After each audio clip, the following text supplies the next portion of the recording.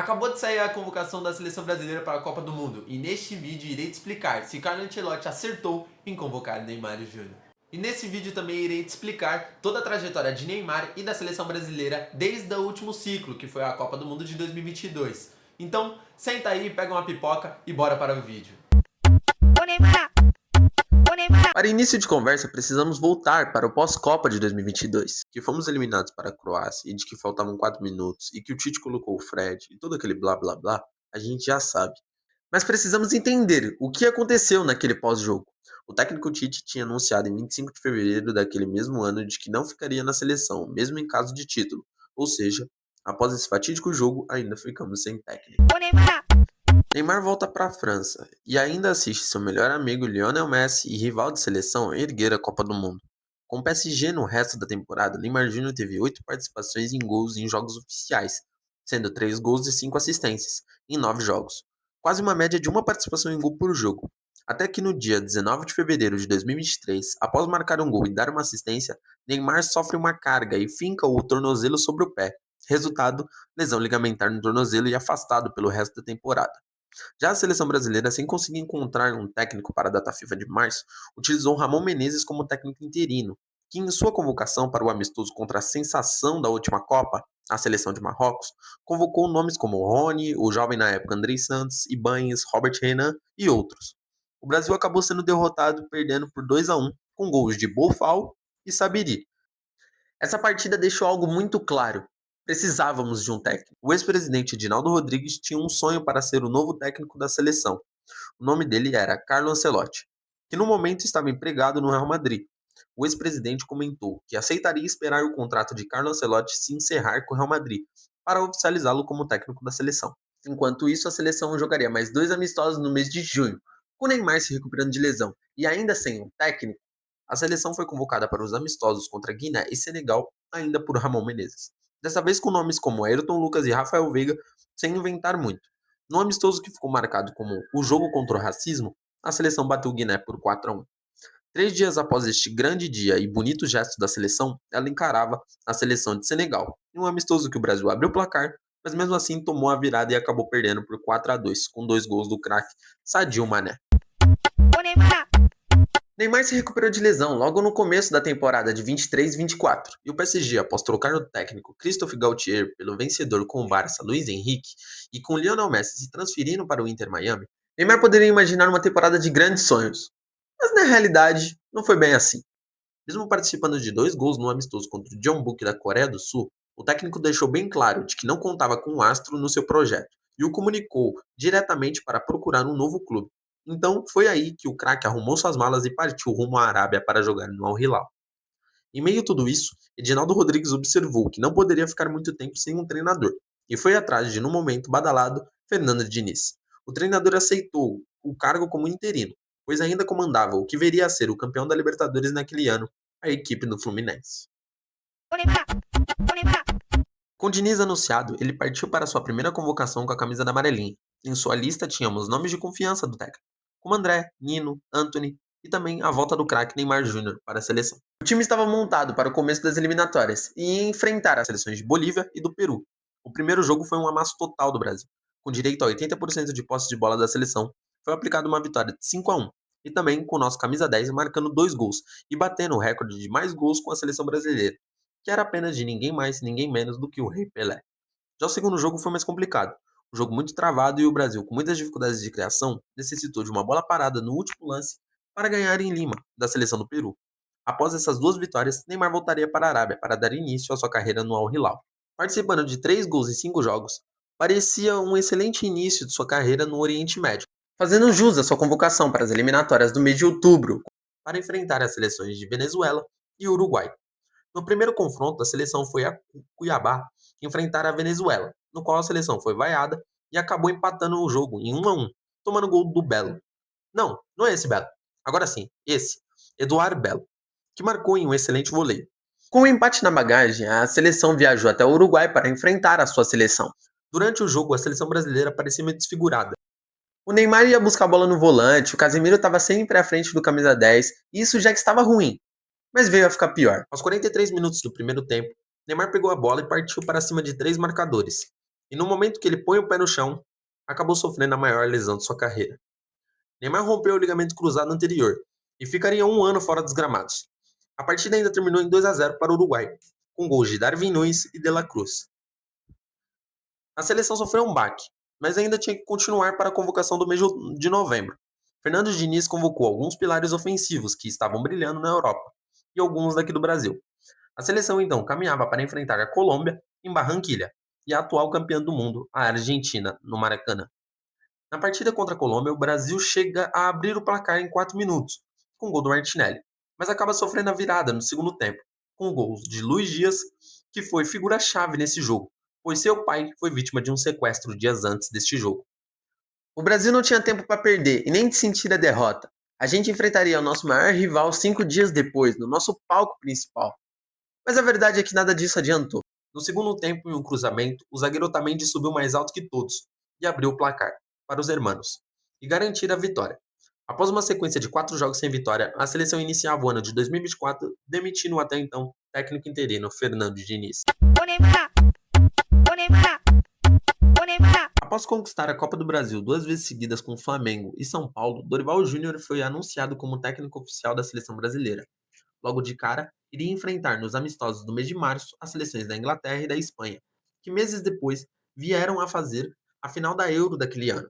Dorival deixou claro que queria dar mais oportunidades aos jovens e também atletas que atuavam no Brasil. Em sua primeira lista, convocou jogadores que ele acompanhou e treinou de perto. Fabrício Bruno e Beraldo na zaga, João Gomes de volante e também o decisivo Endrick. O jovem, na época de 17 anos, entrou na partida contra a Inglaterra para marcar seu primeiro gol com a amarelinha e ser o jogador mais jovem a marcar no Wembley. Com a vitória por 1-0, criamos expectativas e fomos enfrentar a seleção espanhola no Santiago Bernabéu. No jogo em que a Espanha começou dominando e que Lamine Yamal estava fazendo a festa pelo lado esquerdo, enquanto estava 2-1, no segundo tempo, em uma bola cruzada para a área, a estrela do Hendrick brilhou novamente. Ambas as equipes ainda tiveram um pênalti para cada, e a partida terminou em 3-3. Após esse jogo, a sensação que ficou foi de que podíamos competir com os europeus. Já na preparação para a Copa América, o Brasil iria enfrentar as seleções do México e Estados Unidos no primeiro amistoso. A seleção foi para campo com várias reservas e saiu na frente do placar, abrindo 2-0, mas sofreu um empate no final.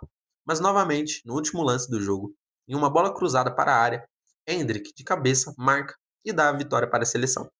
Contra a seleção dos Estados Unidos, a seleção foi a campo com o time titular, mas acabou parando no goleirão da seleção americana e amargurou um empate em 1-1 no último amistoso para a Copa América.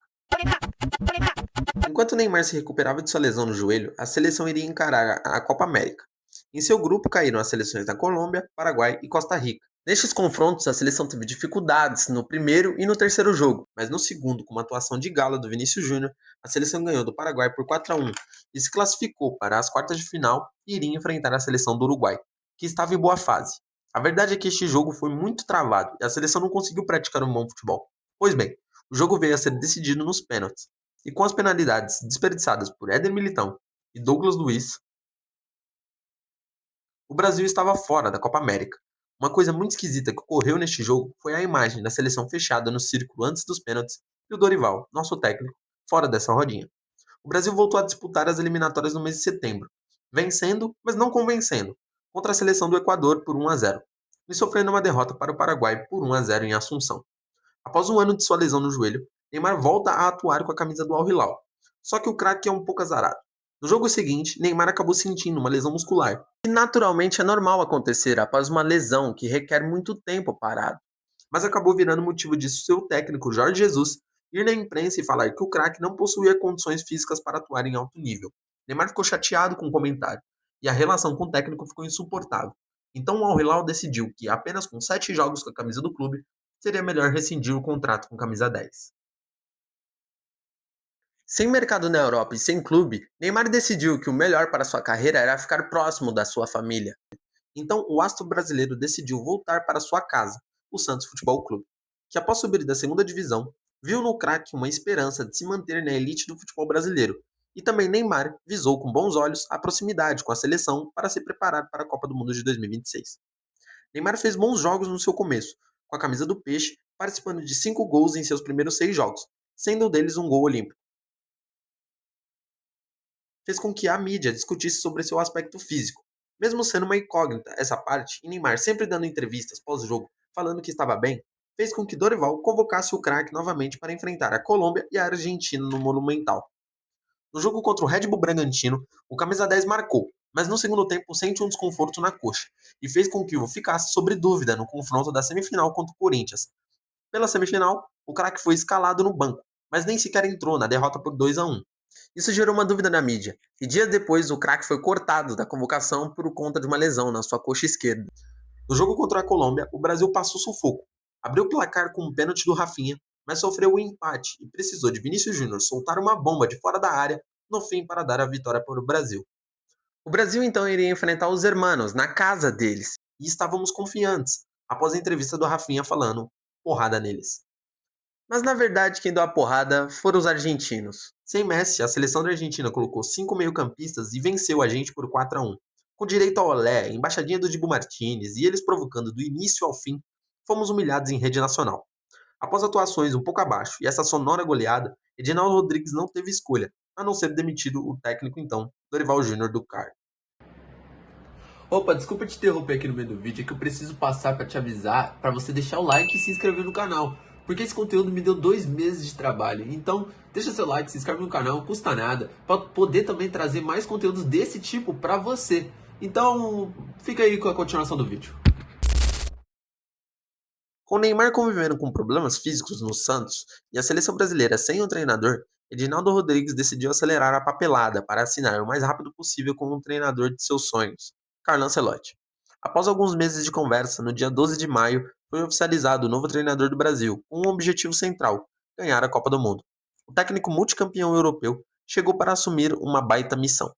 Apenas 3 dias após este anúncio, o até então presidente Edinaldo Rodrigues foi destituído à presidência da CBF, de acordo com o Tribunal de Justiça do Rio de Janeiro, pois alegava falsificações de assinatura.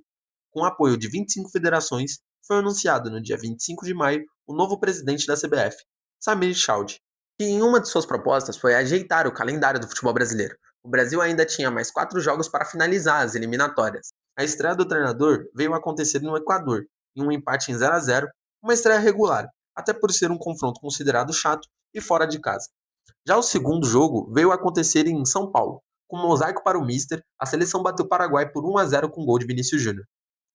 No último jogo de Neymar pelo Santos, antes da pausa para a Copa do Mundo de Clubes, o Santos encarava o Botafogo pela 11ª partida do campeonato. E numa grande partida em que Neymar vinha fazendo, numa oportunidade de abrir o placar, o craque fez um gol à la Maradona. Mas o árbitro percebeu a infração e o craque já tinha um cartão amarelo. Com mais um, foi expulso e assistiu do vestiário o Botafogo marcar e vencer a partida com um gol de Arthur. Com a pausa da Copa do Mundo de Clubes nos meses de junho e julho, Neymar pôde se preparar bem para a continuação do Campeonato Brasileiro. Logo na volta, marcou um belo gol contra o Flamengo, discutiu com o torcedor no jogo contra o Internacional, reinou contra o Juventude, marcando 2 gols na vitória por 3-1 e também presenciou o maior vexame de sua carreira. No confronto contra o Vasco pela 20ª rodada do campeonato, foi aplicada uma goleada histórica em 6-0, para Neymar jamais esquecer e ainda assistir o seu grande amigo do futebol, Felipe Coutinho, fazer uma tarde mágica, com torcedores virados de costas durante o jogo e o após caótico com até então Kleber Xavier, que foi demitido após esse jogo, se iniciava uma crise na Baixada Santista. Perto da zona de rebaixamento e mesmo convivendo com problemas físicos, Neymar não teve escolha. Teve que ir para o sacrifício. Jogar em gramados que não o favoreciam custaram mais lesões. Após o confronto contra o Atlético Mineiro, o craque sentiu mais um desconforto na coxa e fez com que o perdesse a data FIFA de setembro. Os últimos jogos das eliminatórias foram contra o Chile e uma vitória por 3-0 e na derrota contra a Bolívia por 1-0, que foi afetada pela altitude. Neymar voltaria no mês de novembro e com uma missão: tirar o Santos da zona de rebaixamento. O camisa 10, após marcar e jogar 90 minutos contra o Mirassol, sentiu o joelho e teria que passar por uma artroscopia, fazendo com que perdesse a reta final do Campeonato Brasileiro. E faltando 3 jogos para o fim do campeonato, Neymar jogou e salvou o Santos, marcando e dando uma assistência contra o Sport, marcando um hat-trick contra o Juventude, em Caxias do Sul, e matando quase todas as chances de, na última rodada, o Peixe ser rebaixado no Brasileiro. Ah, mas você não vai falar do ano de 2026 do Neymar? Bom, então, eu precisava que o Neymar fizesse boas partidas no ano de 2026.